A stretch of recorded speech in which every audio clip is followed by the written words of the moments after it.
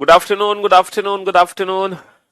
प्रेम, मुन्ना, नवीन, राहुल, रजनीश, अनुष्का, प्रियंका, दीपिका, मोहिनी, श्याम, सुजीत, गौरव, वर्षा, शिखा, अल Kalpana, Priya. A very good afternoon all of you. Madhav, Shivangi, Rajneesh, a very good afternoon Anuradha. हाँ जी। तो कल हम लोगों ने जो टॉपिक स्टार्ट किया था वो था इन इक्वलिटीज, और जिस बच्चे ने कल का लेक्चर अभी तक नहीं देखा है तो वो बच्चा कल का लेक्चर पहले जरूर देखे, क्योंकि जब तक आप कल का लेक्चर नहीं देखोगे तब तक आज की क्लास आपको समझ नहीं आने वाली। क्योंकि कल ही हमने बेसिक कंसेप्ट समझ लिए थे इनइक्वलिटीज के, कि कब ग्रेटर देन सिंबल का यूज होगा, कब लेस देन का यूज होगा, कब ग्रेटर देन इक्वल और कब लेस देन इक्वल, और ब्लॉकिंग केस क्या होता है। तो मैंने आपको कल बताया था कि अगर हमारे रास्ते में ग्रेटर है तो ग्रेटर ही रिजल्ट बनेगा, वरना greater than equal. Less than है तो लेस देन रिजल्ट बनेगा, वरना लेस देन इक्वल।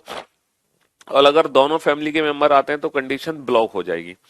टोटल कितने क्वेश्चन कल हमने सॉल्व कर लिए थे, जल्दी से बता दो टोटल नंबर ऑफ क्वेश्चन। हाँ जी। हम्म।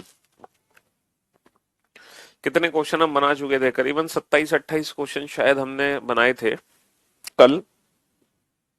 उसी को हम कंटिन्यू करेंगे आज भी। और कल हम लोगों ने जितने भी क्वेश्चन किए थे वो सारे सिंगल स्टेटमेंट्स वाले क्वेश्चन थे, लेकिन लास्ट में दो क्वेश्चन मैंने ऐसे किए थे जिसमें आपको मल्टीपल स्टेटमेंट्स दिए थे। अब उसी को हम कंटिन्यू करेंगे। 28 क्वेश्चन कल हम लोगों ने कर लिए थे। तो क्वेश्चन नंबर 29 लिखो बेटा। स्टेटमेंट आपके सामने है, ए बड़ा है बी से, सी छोटा या बराबर है बी के, और सी बड़ा है डी से। सी बड़ा है डी से। तो यहां पर आपके दो निष्कर्ष हैं, ए बड़ा है सी से, और डी, और और बी बड़ा है डी से। बी बड़ा है डी से। हाँ जी। बताओ इस क्वेश्चन का आंसर क्या होगा।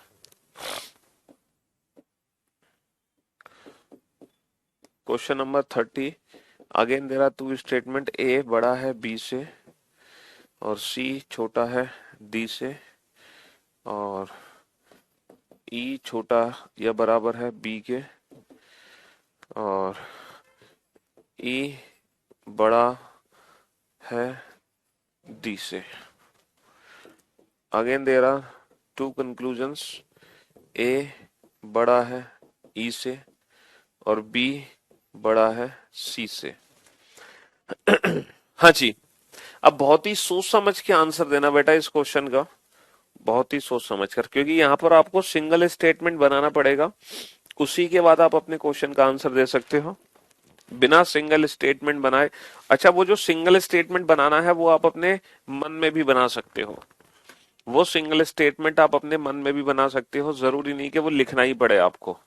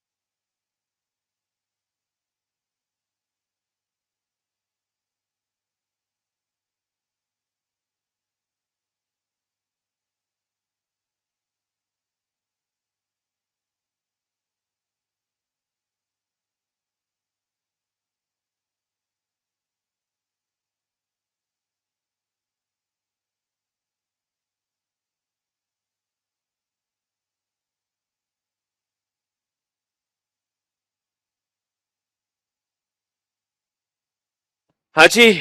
अब आप बोर्ड पे ध्यान से देखना और ध्यान से समझने की कोशिश करना बेटा। पहला जो रिजल्ट है वो बनाना है हमें ए और सी के बीच में। तो पहला रिजल्ट हमें ए और सी के बीच में बनाना है, तो ए और सी के बीच में कनेक्शन कैसे बनेगा ध्यान से समझना। सर पहले हम जाएंगे ए से बी। पहले हम जाएंगे ए से B. A is greater than B. A is greater than B. और फिर हमें रिलेशन देखना है बेटा। बी से सी तक पहुंचने का रास्ता ये है। बी से सी का रिलेशन है बी इज ग्रेटर देन और इक्वल टू सी। तो जब हम ए से सी को ध्यान से देख रहे हैं तो मेरे रास्ते में ग्रेटर है, और जब भी ग्रेटर आएगा तो रिजल्ट हमेशा ग्रेटर ही बनेगा। ग्रेटर रिजल्ट ही बनेगा जैसे ही ग्रेटर रास्ते में आएगा। अच्छा, अब आपको कनेक्शन बनाना है बेटा बी से डी। अब बी से डी का कनेक्शन कैसे बनाओगे? सर पहले हम बी से ए तक पहुंचने का तो कोई फायदा नहीं है, हाँ, लेकिन इस बी से हम सी तक पहुंचेंगे। पहले बी इज ग्रेटर देन और इक्वल टू सी। भाई बी से सी क्या पढ़ेंगे? बी इज ग्रेटर देन और इक्वल टू सी। और फिर सी से डी क्या पढ़ेंगे? सी इज ग्रेटर देन डी। तो हमने क्या देखा? ग्रेटर देन इक्वल, और ग्रेटर में क्या रिजल्ट बनेगा? अगेन ग्रेटर ही रिजल्ट बनेगा, क्योंकि ग्रेटर हमारे रास्ते में आ गया है। तो इस क्वेश्चन का आंसर क्या होगा? Both follow. दोनों ही निष्कर्ष अनुसरण करते हैं। दोनों ही निष्कर्ष अनुसरण करते हैं। भाई ग्रेटर देन इक्वल और ग्रेटर में ग्रेटर ही रिजल्ट बनेगा, सीधी सी बात है, कोई टेंशन लेने की जरूरत ही नहीं है। आप डायरेक्ट रिलेशन नहीं बना पा रहे हैं तो ये इक्वेशन लिख लो। इक्वेशन लिख के आप समझ जाओगे रिलेशन। अब बेटा ए से ई तक पहुंचना है। अब ए से ई तक का रास्ता बेटा आपको खुद ही तय करना पड़ेगा। आपको खुद ही तय करना पड़ेगा ए से ई तक का सफर कैसे होगा। ए से ई तक का सफर ए से B. A is greater than B. A से B. A is greater than B. A is greater than B. और फिर आप देखो बेटा बी ये रहा। फिर आप बी से ई का सफर कैसे तय करोगे? बी इज ग्रेटर देन और इक्वल टू ई। फिर आप बी से ई का सफर कैसे तय करोगे? बी इज ग्रेटर देन और इक्वल टू ई। तो A is greater than B और बी इज ग्रेटर देन और इक्वल टू ई। तो अगर मैं ए से ई को ध्यान से देख रहा हूं तो मेरे रास्ते में फिर से क्या है? सर मेरे रास्ते में फिर से ग्रेटर देन है। तो ग्रेटर देन आने पर ग्रेटर देन ही रिजल्ट बनेगा। फिर से मेरे रास्ते में ग्रेटर देन है तो ग्रेटर देन आने पर ग्रेटर देन ही रिजल्ट बनेगा। अब आप देखो बी से सी। बी से सी का कनेक्शन कैसे बनाओगे? सर अगर मैं बी से सी को ध्यान से देखता हूं, बी से सी। बी से सी का कनेक्शन कैसे बनेगा? बी से सी तक पहुंचना है। इस बी से तो हम ए तक पहुंचेंगे, कोई फायदा नहीं है ना। इस बी से तो हम ए तक पहुंचेंगे, कोई फायदा नहीं है। सर पहले हम जाएंगे बी से ई। बी इज ग्रेटर देन और इक्वल टू ई। ठीक है, फिर हम जाएंगे सर ई से डी। ई से D. E is greater then D. और फिर हम जाएंगे सर डी से सी। डी इज ग्रेटर देन सी। तो हमने क्या देखा कि जब हम बी से सी पहुंचे, है ना, बी से सी पहुंचे।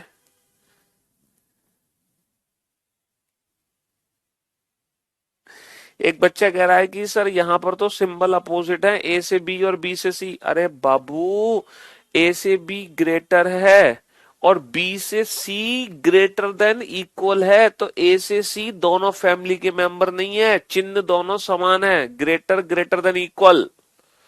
आप इसको ये तो देखो, आपको बी से सी पढ़ना है, बी से सी पढ़ोगे ग्रेटर देन इक्वल, चिन्ह अलग अलग नहीं है, चिन्ह समान ही है। समझे? इक्वेशन बनाओ। अब आप देखो बी से सी के बीच में क्या है? सर बी के सी के बीच में जो रिलेशन है वो, बी से सी के बीच में जो ग्रेटर सिंबल है, तो ग्रेटर आने पर ग्रेटर ही रिजल्ट बनता है। तो अगेन इस क्वेश्चन का आंसर क्या हो गया? Both follow. तो हमें क्या करना है? हमें रास्ता खुद ढूंढना पड़ेगा। हमें रास्ता खुद ही ढूंढना पड़ेगा। बेटा चिन्ह समान नहीं है। अगर तुम्हारे हिसाब से हम चलें तो तुम इस क्वेश्चन का आंसर क्या दोगे? जैसे ए बड़ा है बी से, है ना, ए बड़ा है बी से और सी छोटा है और सी बड़ा है बी से, है ना। तुम्हारे हिसाब से इस क्वेश्चन का आंसर क्या आएगा? ए बड़ा है सी से या फिर ए छोटा है सी से? तुम आंसर क्या दोगे? हाँ, आंसर क्या दोगे ये बताओ। अब बताओ, आप इस क्वेश्चन से समझ जाओगे। आप एक काम करो, ए और सी के बीच में ना एक कनेक्शन बनाओ। ए से सी का रिलेशन कैसे बनेगा, उस रिलेशन के हिसाब से कंक्लूजन डिफाइन करना, है ना। शिवानी शाबाश। देखो, जब मैं ए से सी को कनेक्शन करूंगा तो कैसे करूंगा? ए से बी। ए बड़ा है बी से। ए बड़ा है बी से। ए बड़ा है बी से, है ना। और फिर मैं बेटा बी को सी से ही तो जोड़ूंगा, बी को सी से जोड़ूंगा। तो मैं जब बी को सी से जोड़ूंगा तो बी ग्रेटर देन सी लिखूंगा, या फिर मैं लिखूंगा ए बड़ा है बी से और बी छोटा है सी से। मैं क्या लिखूंगा भाई, बी जो है बी इज लेस देन सी, मैं इसको ऐसे तो लिखूंगा बी इज लेस देन सी। भाई मैं इसको ऐसे तो लिखूंगा बी लेस देन सी, मैं बी लेस देन सी लिखूंगा, ना कि बी इज ग्रेटर देन सी। मैं ये नहीं लिख सकता, इस चीज को अच्छे से समझो।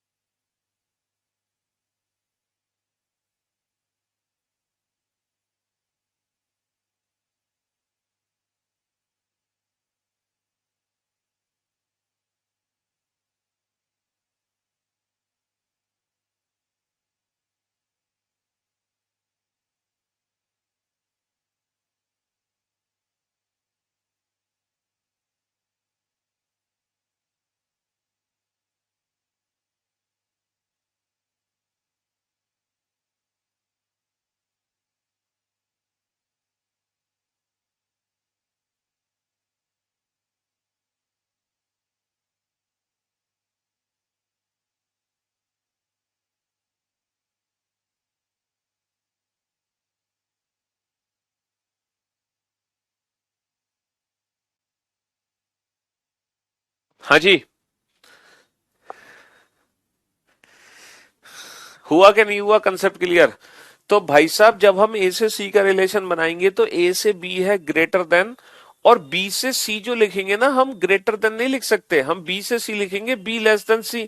अब ए और सी की हम बात करेंगे तो ए और सी के बीच में बेटा ग्रेटर और लेस देन दोनों फैमिली के मेंबर हैं, तो ये नो रिलेशन का केस है, नो रिलेशन। तो ए और सी के बीच में कोई भी डेफिनेट कंक्लूजन को डिफाइन नहीं किया जा सकता। अब हो गया कंसेप्ट क्लियर। चलिए अच्छी बात है, बहुत बढ़िया, कंसेप्ट ही क्लियर होने चाहिए। स्टेटमेंट है बेटा ए बड़ा है बी से, बी छोटा है सी से, डी छोटा या बराबर है बी के, और बी छोटा या बराबर है ई के। ठीक है, कंक्लूजन्स हैं तुम्हारे पास तीन, तीन कंक्लूजन है। ए बड़ा है डी से, ए बड़ा है ई से, सी बड़ा है डी से, और सी बड़ा है ई से। हाँ जी, अब करो इस क्वेश्चन को। तो आपको ना पहले कनेक्शन बनाना है, और फिर कनेक्शंस के बाद आप सिंबल्स को आइडेंटिफाई करोगे। अगर ग्रेटर आपके रास्ते में तो ग्रेटर ही रिजल्ट बनेगा, लेस देन आपके रास्ते में तो लेस देन रिजल्ट बनेगा। समझ रहे हो। और अगर दोनों फैमिली के मेंबर टकरा रहे हैं तो नो रिलेशन। लेकिन पहले आपको एक स्ट्रेट फॉरवर्ड रिलेशन बनाना पड़ेगा, पहले आपको एक स्ट्रेट कनेक्शन बनाना पड़ेगा।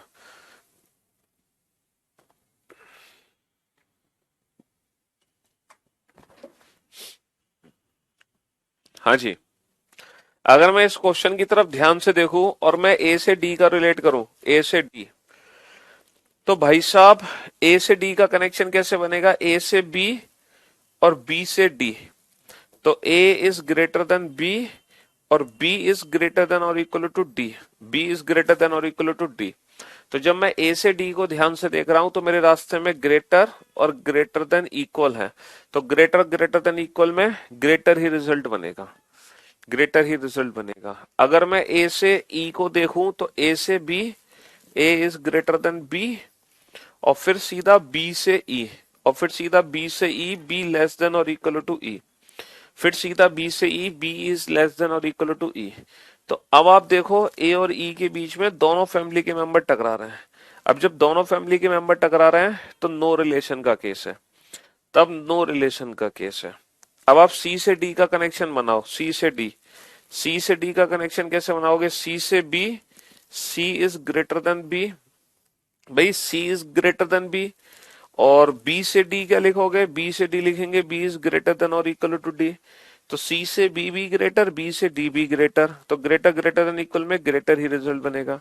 अब आप सी से ई को जोड़ो, तो सी से B, C is greater than B, और बी से ई को जोड़ेंगे तो B is less than equal to E. तो यहां पर दोनों फैमिली के मेंबर हैं तो नो रिलेशन का केस है।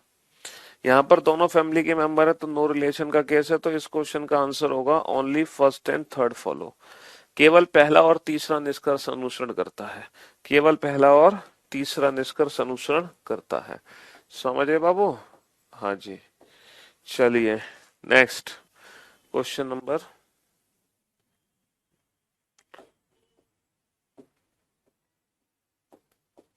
33।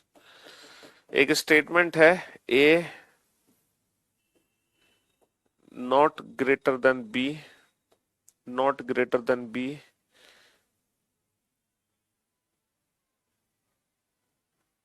greater than equal to C, not greater than equal to D, less than E, less than or equal to E।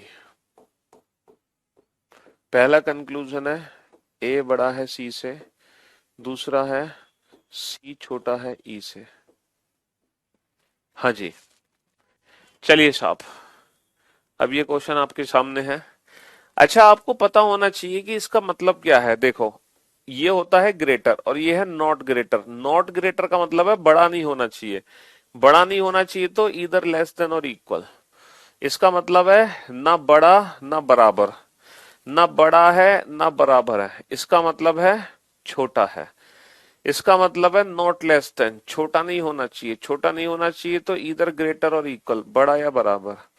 इसका मतलब है ना छोटा ना बराबर, इसका मतलब बड़ा होना चाहिए, इसका मतलब बड़ा होना चाहिए।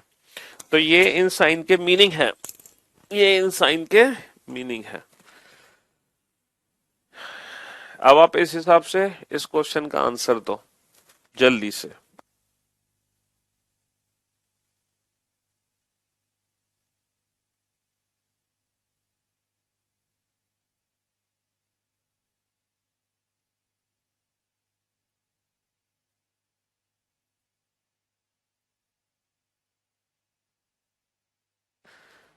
नॉट ग्रेटर, बड़ा नहीं होना चाहिए, तो भाई साहब बड़ा नहीं होना चाहिए तो या तो छोटा होगा या बराबर होगा।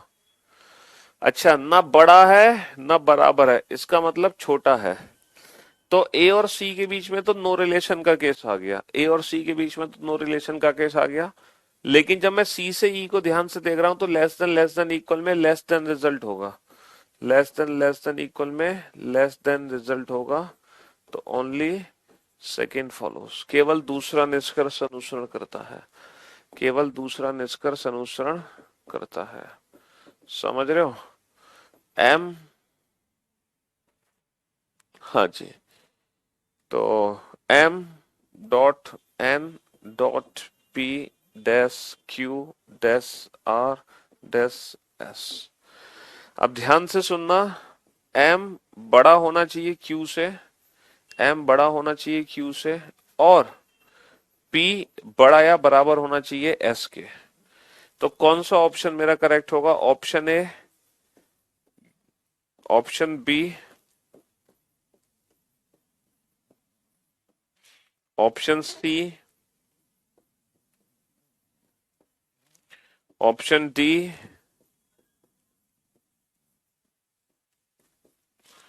और ऑप्शन ई।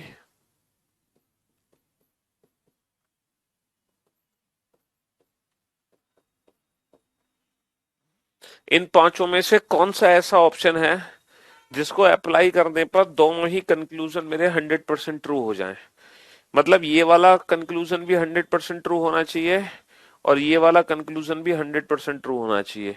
दोनों कंक्लूजन मेरे 100% ट्रू होने चाहिए। कौन सा ऑप्शन है जिसको रखने पर दोनों कंक्लूजन 100% ट्रू हो जाएंगे? ठीक है, दोनों कंक्लूजन 100% ट्रू हो जाए। जी, 5 क्वेश्चन एग्जाम में कंफर्म होते हैं बेटा, बैंक के एग्जाम में इस चैप्टर से, और बाकी एग्जाम्स में भी उम्मीद है अब 1-2 क्वेश्चन आ जाए। चलिए साहब, अगर मैं ऑप्शन ए का यूज करता हूं, सारे ग्रेटर रख दूं मैं, सारे ग्रेटर, तो पहला कंक्लूजन तो 100% ट्रू हो जाएगा, लेकिन दूसरा नहीं होगा।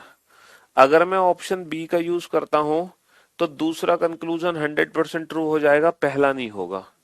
अगर मैं ऑप्शन सी का यूज करता हूं तो पहला, देखो पहले तीन सिंबल एम और क्यू के बीच में ग्रेटर, तो पहले तीन में ग्रेटर आना जरूरी है, तो पहले तीन में ग्रेटर है, ग्रेटर रिजल्ट बनाने के लिए। और पी से एस आखिरी के तीन में ग्रेटर देन इक्वल होना चाहिए, लेकिन आखिरी के तीन में बेटा ग्रेटर देन इक्वल के साथ ग्रेटर भी है, तो बेटा पी से जो एस रिजल्ट बनेगा ना वो ग्रेटर रिजल्ट बन जाएगा, ग्रेटर ना कि ग्रेटर देन इक्वल, तो ये भी गलत है। और यहां तो ग्रेटर बनेगा ही नहीं, ये भी गलत है। देखो पहले तीन में ग्रेटर है, ग्रेटर बन जाएगा रिजल्ट, आखिरी के तीन में ग्रेटर देन इक्वल है, ग्रेटर देन इक्वल रिजल्ट बन जाएगा। तो ऑप्शन ई एक ऐसा सीक्वेंस है जिसको जब आप अप्लाई करोगे तो दोनों कंक्लूजन आपके 100% ट्रू होंगे। ऑप्शन ई के अलावा ऐसा कोई ऑप्शन ही नहीं है जिससे दोनों ही कंक्लूजन आपके 100% ट्रू हो जाए। समझ रहे हो? हाँ जी।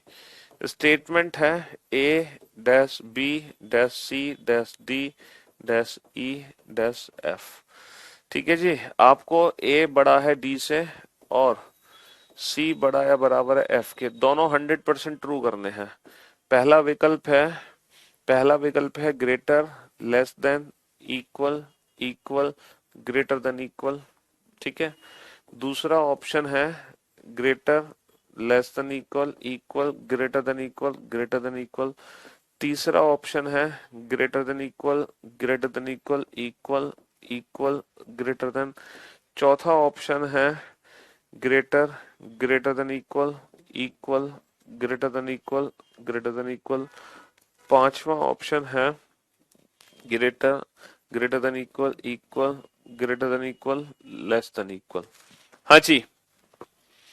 अब बताओ कौन सा ऑप्शन है जो दोनों कंक्लूजन को 100% ट्रू कर दे। पहले कंक्लूजन को भी 100% ट्रू कर दे और दूसरे कंक्लूजन को भी 100% ट्रू कर दे। कौन सा ऑप्शन हम अप्लाई करें कि दोनों ही कंक्लूजन हमारे 100% ट्रू हो जाएं, पहला भी और दूसरा भी। हम्म।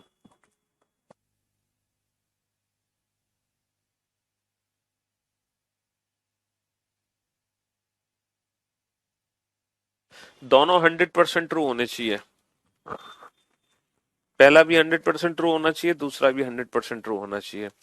Sir A is greater then D, अगर मैं ए से डी को ध्यान से देखूं तो पहले तीन सिंबल में ग्रेटर होना जरूरी है ना। लेकिन अगर मैं ऑप्शन ए को यूज करता हूं तो यहाँ पे ग्रेटर के साथ लेस देन आ गया, ग्रेटर के साथ लेस देन आने का मतलब है कंडीशन ब्लॉक हो गई, यानी कि अब ए और डी के बीच में कोई भी डेफिनेट रिजल्ट नहीं बन पाएगा, क्योंकि यहाँ पे दोनों फैमिली के मेंबर टकरा रहे हैं ग्रेटर के साथ लेस देन।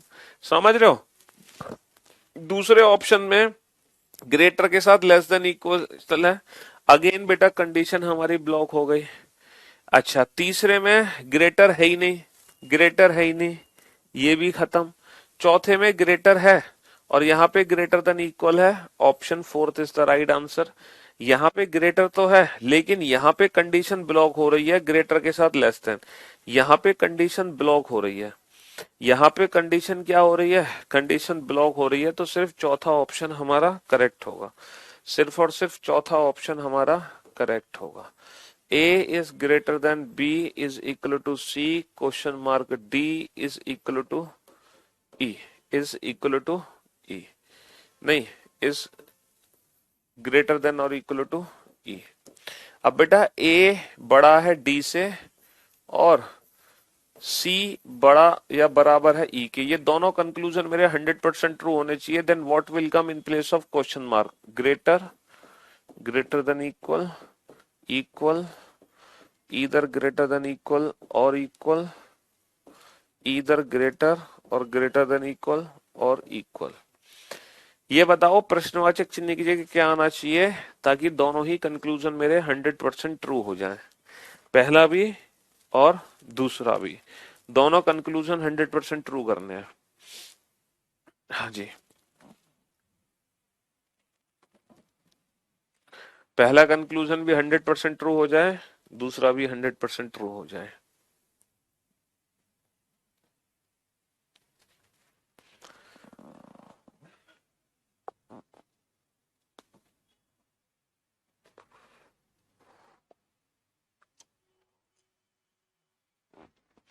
ए बड़ा है डी से।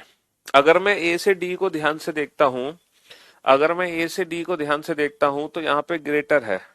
इसका मतलब है कि क्वेश्चन मार्क की जगह ग्रेटर आएगा तो भी यही रिजल्ट बना रहेगा। क्वेश्चन मार्क की जगह ग्रेटर देन इक्वल आएगा तो भी ये रिजल्ट होगा। क्वेश्चन मार्क की जगह अगर इक्वल होगा तो भी ये रिजल्ट होगा, बट लेस देन नहीं आना चाहिए। तो पहले कंक्लूजन को 100% ट्रू करने के लिए इन तीनों में से कोई भी सिंबल का यूज हम कर सकते हैं। अच्छा, अब हमें ये भी कंक्लूजन 100% ट्रू करना है, C is greater than equal to E. Greater than equal already आ चुका है, तो यहाँ पे ग्रेटर नहीं ला सकता मैं। ग्रेटर देन इक्वल लिख दिया तो भी ये ट्रू होगा, और इक्वल लिख दिया तो भी ये ट्रू होगा, तो भी ये ट्रू होगा, बट ग्रेटर नहीं लिख सकते। तो दूसरे कंक्लूजन के लिए ये दोनों सिंबल में से कोई भी सिंबल आ सकता है, लेकिन मुझे ये दोनों कंक्लूजन एक साथ 100% ट्रू करने हैं। अगर ये दोनों कंक्लूजन मुझे एक साथ 100% ट्रू करने हैं तो इन दोनों का कॉमन सिंबल चाहिए, और इन दोनों का कॉमन सिंबल क्या है? ईदर ग्रेटर देन इक्वल और इक्वल। तो ग्रेटर देन इक्वल और इक्वल में से कोई भी सिंबल आप यूज करो, कोई भी सिंबल यूज करो, ये दोनों ही कंक्लूजन हमेशा 100% ट्रू होंगे। बहुत सारे बच्चे हैं जो ये आंसर दे रहे हैं, लेकिन ये बेटा बेस्ट ऑप्शन की कैटेगरी में नहीं जाएगा। बेस्ट ऑप्शन की कैटेगरी में जाएगा ऑप्शन फोर्थ।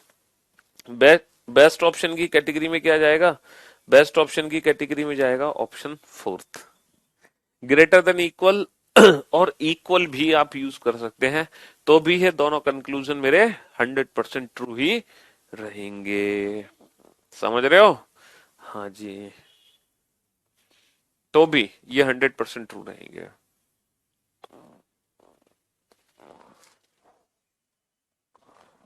तो अब मैं उम्मीद करता हूं अब आप इनइक्वलिटीज को बहुत अच्छे से समझ गए हैं, और अब आपको दिक्कत नहीं होनी चाहिए। कोई भी स्टेटमेंट आपको देते, अब आप हर स्टेटमेंट में कंक्लूजन बना सकते हैं। चलिए, तो अब हम पढ़ने जा रहे हैं इनइक्वलिटीज में ईदर और। हम ना ईदर और ऑप्शन का यूज करते हैं। अभी तक हमने ईदर और ऑप्शन का यूज नहीं किया, जैसे मैं आपको दिखाता हूं कैसे। एक स्टेटमेंट आपके सामने है, ए बड़ा है बराबर है बी के, बी बराबर है सी के। एक बहुत ही छोटा सा स्टेटमेंट है। पहला कंक्लूजन है ए बड़ा है सी से, दूसरा कंक्लूजन है ए बराबर है सी के। ठीक है जी, ये दो कंक्लूजन आपके सामने है ना? ये दो कंक्लूजन आपके सामने है। अब यहाँ पर जो ऑप्शंस दिए गए हैं वो ऑप्शंस है only first follows, only first follows, only second follows, only second follows, either first और सेकंड फॉलोज, ईदर फर्स्ट और second follows, neither first nor second follows, neither first nor second follows, या फिर both follow, या फिर both follow. हाँ जी, ये 5 विकल्प आपके सामने हैं। है ना? अब मेरी बात ध्यान से सुनना, है ना? हाँ हाँ, सिंगल बेटा ये भी यूज कर सकते हैं, ये भी यूज कर सकते हैं, लेकिन ये बेस्ट ऑप्शन की कैटेगरी में नहीं है, इसलिए बेस्ट ऑप्शन है ये। अब आप लोग मेरी बात ध्यान से सुनना और ध्यान से समझने की कोशिश करना। अगर मैं ए और सी के बीच में रिजल्ट बनाऊं तो बेटा वो रिजल्ट क्या बनेगा? ए इज ग्रेटर देन और इक्वल टू सी, वो रिजल्ट बनेगा। अब ये ना तो ग्रेटर देन इक्वल है, ना ही ये ग्रेटर देन इक्वल है। तो हम इस क्वेश्चन का आंसर क्या देते थे? हम इस क्वेश्चन का आंसर देते neither first nor second follow. ना तो पहला ही निष्कर्ष अनुसरण करता है और ना ही दूसरा। लेकिन इस सिचुएशन में हम ये वाला आंसर टिक नहीं कर सकते, ये वाला ऑप्शन हम चूज नहीं करेंगे। पता है क्यों? क्योंकि ए इज ग्रेटर देन और इक्वल टू सी का प्रैक्टिकली मीनिंग क्या है? सर इसका प्रैक्टिकली मीनिंग है ए सी से या तो बड़ा है या फिर ए सी के बराबर है। भाई यही तो इसका प्रैक्टिकल मीनिंग है, या तो ए सी से बड़ा है या ए सी के बराबर है। अच्छा, ए सी से बड़ा है, इसका मतलब ये पहला कंक्लूजन है ना? ये पहला कंक्लूजन है, और ए सी के बराबर है, ये दूसरा कंक्लूजन है। कहने का मतलब है अगर मैं इन दोनों कंक्लूजन को जोड़ दूं तो मेरा फाइनल रिजल्ट बन के तैयार हो जाएगा। तो मैं ऐसे बोल सकता हूं ना, either A is greater than C और इक्वल टू सी, तो इसका मतलब ईदर फर्स्ट और सेकंड फॉलो। तो यहाँ पे जो ऑप्शन चूज करेंगे हम, वो चूज करेंगे ईदर फर्स्ट और सेकंड फॉलो। क्योंकि इन दोनों को जोड़कर मेरा फाइनल रिजल्ट बन जाएगा। भाई इसको मैं ऐसे ही तो लिखूंगा ईदर, इसको मैं कैसे लिखूंगा, either A is greater than C और A is equal to C, ऐसे लिखूंगा कि नहीं लिखूंगा, या तो ए सी से बड़ा है या ए सी के बराबर है।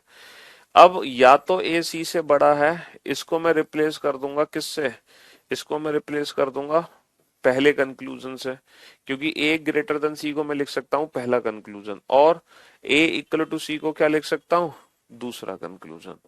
तो इधर फर्स्ट और सेकंड फॉलोस, या तो पहला निष्कर्ष अनुसरण करता है या दूसरा। कहने का मतलब है अगर कोई दो कंक्लूजन को जोड़ के हमारा रिजल्ट बन जाए तो उन दोनों के बीच में हम ईदर और बोलते हैं, ईदर और बोलते हैं। अब जैसे मान लो ग्रेटर देन इक्वल रिजल्ट है, तो ईदर और किस किस में लगता है, ग्रेटर और इक्वल है तो। अगर लेस देन इक्वल रिजल्ट है तो ईदर और बेटा कब लगता है, जब लेस देन और इक्वल है। और बेटा ब्लॉकिंग केस में भी ईदर और लगता है। अच्छा ब्लॉकिंग केस में ईदर और तब लगता है जब दोनों कंक्लूजन को मिलाकर, जब दोनों कंक्लूजन को मिलाकर तीनों ही, देखो जब भी एग्जाम में हमारे दो या दो से ज्यादा कंक्लूजन गलत हो रहे हैं, अगर एग्जाम में हमारे दो या दो से ज्यादा कंक्लूजन गलत हो रहे हैं तो वहां पे हमें ईदर और को चेक करना पड़ेगा। ब्लॉकिंग केस में भी ईदर और बनेगा, पता है कब, बताओ, यहाँ पे दो संभावना थी ग्रेटर इक्वल, यहाँ पे दो संभावनाएं थी लेस देन और इक्वल।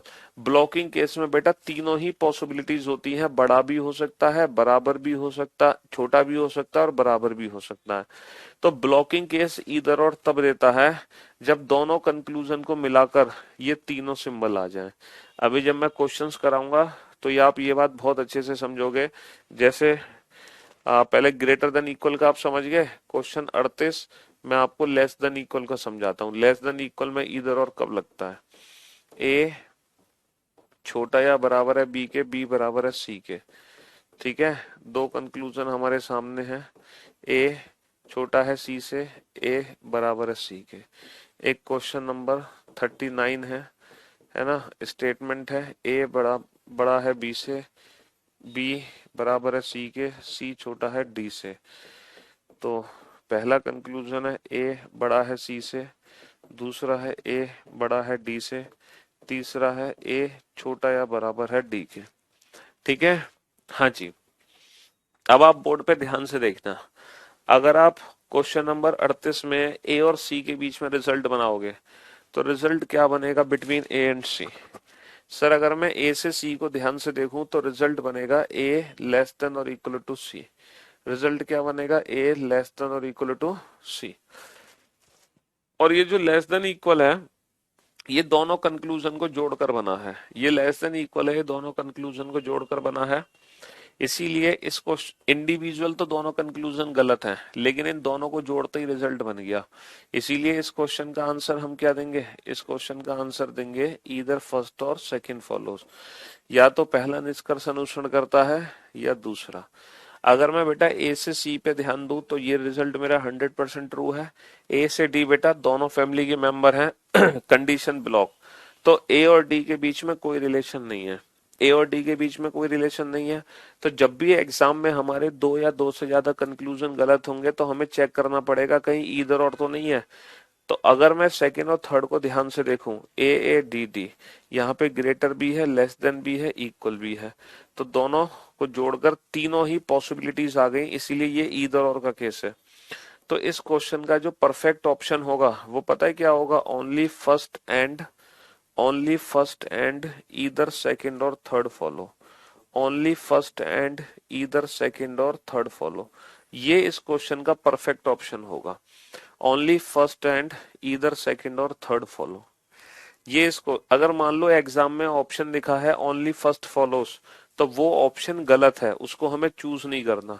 अगर ऑप्शन है बेटा ईदर सेकंड और थर्ड फॉलोस तो वो भी ऑप्शन गलत है, उसको हमें चूज नहीं करना। जो परफेक्ट ऑप्शन है वो ये वाला ऑप्शन है। अब जितने भी डाउट्स हैं आपके ईदर और से रिलेटेड वो डाउट्स दूर होंगे जब आप ये स्टेटमेंट लिखोगे, ए बड़ा या बराबर है बी के, बी बराबर है सी के, सी छोटा या बराबर है डी के, डी छोटा है ई से। ठीक है, हाँ जी। तो क्वेश्चन नंबर 40, क्वेश्चन नंबर 40 है। दो कंक्लूजन है आपके पास, ए बड़ा है सी से, ए बराबर है सी के। क्वेश्चन नंबर 41, दो कंक्लूजन है आपके पास, ए छोटा है सी से, ए बराबर है सी के। क्वेश्चन नंबर 42, दो कंक्लूजन है आपके पास, ए बड़ा है सी से, ए छोटा है सी से। क्वेश्चन नंबर 43, दो कंक्लूजन है आपके पास, ए बड़ा है सी से, सी बराबर है ए के। ठीक है जी। हाँ जी। क्वेश्चन नंबर 44, दो कंक्लूजन है आपके पास, बी छोटा है डी से और बी बराबर है डी के। क्वेश्चन नंबर 45, दो कंक्लूजन है, बी छोटा है डी से, बी बड़ा है डी से। क्वेश्चन नंबर 46, दो कंक्लूजन है, बी बड़ा है डी से, बी बराबर है डी के। क्वेश्चन नंबर 47, फिर से दो कंक्लूजन है आपके पास, बी छोटा है ई से, बी छोटा है डी से और डी बराबर है बी के, और डी बराबर है बी के। क्वेश्चन नंबर 48, ठीक है, फिर से दो कंक्लूजन आपके पास है, ए बड़ा है ई से, ए छोटा या बराबर है ई के। क्वेश्चन नंबर 49, फिर से दो कंक्लूजन है, ए बड़ा या बराबर है ई के, ए छोटा है ई से। क्वेश्चन नंबर 50, फिर से दो कंक्लूजन है, ए इक्वल है ई के, ए इक्वल नहीं है ई के। क्वेश्चन नंबर 51, फिर से दो कंक्लूजन है आपके पास, ए बड़ा है ई से, ए छोटा है ई के। क्वेश्चन नंबर 52, फिर से दो कंक्लूजन है, ए बड़ा है ई से, ई बड़ा या बराबर है ए से। हाँ जी। चलिए,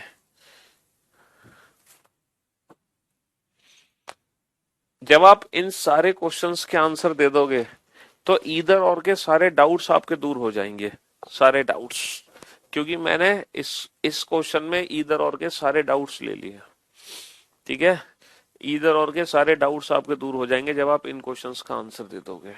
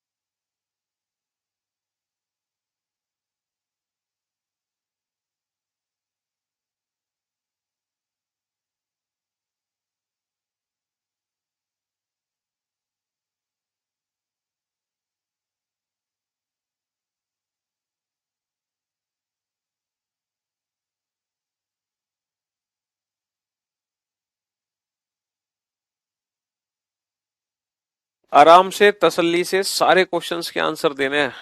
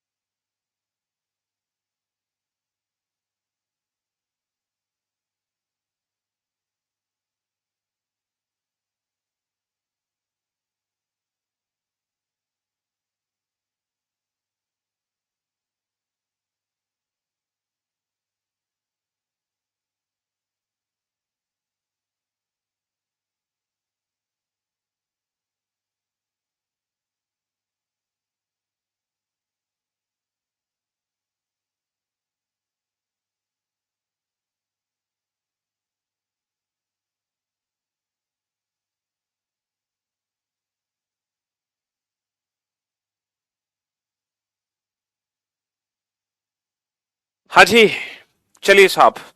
तो अब हम उम्मीद करते हैं अब आपके ईदर और से रिलेटेड जितने भी डाउट्स हैं, सारे डाउट्स आपके दूर हो जाएंगे, सारे डाउट्स। अब आप बोर्ड पे ध्यान से देखना बेटा, ठीक है जी। अगर मैं ए से सी की बात करूं, अगर मैं ए से सी की बात करूं तो बेटा ए से सी का रिलेशन है ए इज ग्रेटर देन और इक्वल टू सी। ठीक है, ए इज ग्रेटर देन और इक्वल टू सी, तो ना तो ये ना तो ये, लेकिन दोनों को कंबाइन करके ये रिजल्ट बन जाएगा। इसीलिए इस क्वेश्चन का आंसर होगा ईदर फर्स्ट और सेकंड फॉलोस। ठीक है, ए से सी बेटा इन दोनों को मिला के लेस देन इक्वल बनेगा, ग्रेटर देन इक्वल नहीं बनेगा। तो इस क्वेश्चन का आंसर वही रहेगा पुराना वाला, इन दोनों को मिला के ग्रेटर देन इक्वल नहीं बनेगा, इसका भी आंसर पुराना वाला रहेगा। लेकिन इन दोनों को कंबाइन कर सकते हो, कैसे? C is equal to A को A is equal to C लिख सकते हो, तो ग्रेटर देन इक्वल बन जाएगा। तो ये इधर और देगा आपको, ये इधर और देगा। ठीक है, B से D बेटा लेस देन इक्वल होना चाहिए, दोनों को मिला के हमारा लेस देन इक्वल बन जाएगा, तो ये इधर और हो गया। ठीक है, लेकिन दोनों को मिला के नहीं बनेगा तो नन फॉलोस, दोनों को मिला के बनेगा ग्रेटर देन इक्वल, ये भी नन फॉलोस। दोनों को मिला के नहीं बन पाएगा, लेकिन हाँ, एक सेकेंड, बी से ई। बेटा बी से ई अगर मैं ध्यान दूं तो बी से ई तो लेस देन ही रिजल्ट बनेगा, और दोनों को मैं जोड़ सकता हूं कैसे, B is equal to D, B D जोड़ दो, लेस देन इक्वल बन गया। तो इसका आंसर है only first and either either second और थर्ड फॉलो, ईदर सेकेंड और ईदर सेकेंड और थर्ड फॉलो, ईदर सेकेंड और थर्ड फॉलो। तो यहां तक तो आप लोगों को कोई दिक्कत नहीं होगी, यहां तक तो बिल्कुल भी कंफ्यूजन नहीं होगा किसी भी प्रकार का। ठीक है जी, हाँ जी। अब आ जाओ यहां पर 48, 49, 48, 49, 50, 51, 52, इन क्वेश्चंस पे आ जाओ। तो अगर मैं क्वेश्चन नंबर 48 को ध्यान से देखता हूं, अगर मैं ए और ई का रिलेशन देखता हूं, तो ये लेस देन है, ये ग्रेटर है। नो रिलेशन का केस है, नो रिलेशन में दोनों गलत, और दोनों को कंबाइन करने पर तीनों सिंबल हैं, तीनों सिंबल है ना, ग्रेटर भी है, लेस देन भी है, इक्वल भी है, तो इधर और आ गया। 46 में, क्वेश्चन नंबर 46 में बेटा बी और डी, बी से डी की अगर बात करोगे तो लेस देन इक्वल बनना चाहिए, ग्रेटर देन इक्वल नहीं बनना चाहिए, बी से डी बनना चाहिए लेस देन इक्वल। हाँ, ए और ई के बीच में बेटा दोनों गलत हैं और तीनों सिंबल हैं, ग्रेटर इक्वल लेस देन, तीनों ही सिंबल हैं, तो अगेन ईदर और। ठीक है, दोनों गलत हैं और ए और ई के बीच में तीनों सिंबल हैं। देखो नॉट इक्वल का मतलब क्या होता है, नॉट इक्वल का मतलब होता है या तो बड़ा है या छोटा, या तो बड़ा है या छोटा। तो बड़ा छोटा बराबर, यहां पर भी तीनों सिंबल हैं, यहां पर भी तीनों सिंबल हैं, ईदर और। लेकिन यहां पर तीनों सिंबल नहीं है, ग्रेटर है, लेस देन है, बट इक्वल नहीं आ पाया, इसीलिए यहां पे क्या आएगा, नन फॉलोस। और अगर मैं क्वेश्चन नंबर 52 को ध्यान से देखूं, तो बेटा ए से ई यहां पर तीनों सिंबल हैं। क्या आपको लग रहा है तीनों सिंबल हैं ए से ई? बिल्कुल है। पता है कैसे? क्योंकि मैं इसको जब ए से ई लिखूंगा तो मैं ए से ई लिखूंगा ए लेस देन और इक्वल टू ई। तो जब आप ए ए ई ई जोड़ोगे तो ग्रेटर भी है, लेस देन भी है, इक्वल भी है, तीनों सिंबल है। इसीलिए इसका भी आंसर क्या होगा, ईदर फर्स्ट और सेकंड फॉलोज, ईदर फर्स्ट और सेकंड फॉलोज। तो मैं उम्मीद करता हूं ईदर और का डाउट आपके दिमाग से निकल गया होगा। अब बस इनइक्वलिटी में एक छोटा सा पार्ट बचा है, कोडेड इनइक्वलिटी। तो कल बेटा आप लोगों की रहेगी छुट्टी, कल थर्सडे है, नहीं फ्राइडे, और हो सकता है कि मैं आप लोगों की ना सैटरडे को क्लास लूंगा। कब लूंगा आप लोगों की क्लास? सैटरडे को लूंगा। ठीक है, कल आपकी क्लास नहीं होगी, तो कल की जगह आपकी क्लास होगी सैटरडे वाले दिन। ठीक है जी, चलिए। All questions are corrected and I did it verbally. हाँ, ये जो इनइक्वलिटी चैप्टर है ये विदाउट पेन एंड पेपर है, विदाउट पेन एंड पेपर। 47वां क्वेश्चन में क्या दिक्कत है बेटा, बी और ई के बीच में। देखो बी से ई तो लेस देन ही रिजल्ट बनेगा, बी से डी बनेगा लेस देन इक्वल, तो लेस देन इक्वल बनेगा बी से डी, तो लेस देन ये है, इक्वल ये है, तो यहाँ पे ईदर और लग जाएगा। ठीक है बेटा, ये ग्रेटर भी है, इक्वल भी है, लेस देन भी है, तीनों सिंबल है, इसलिए यहां भी ईदर और लगेगा। चलिए आज की सेवा यही समाप्त करते हैं। Love you all.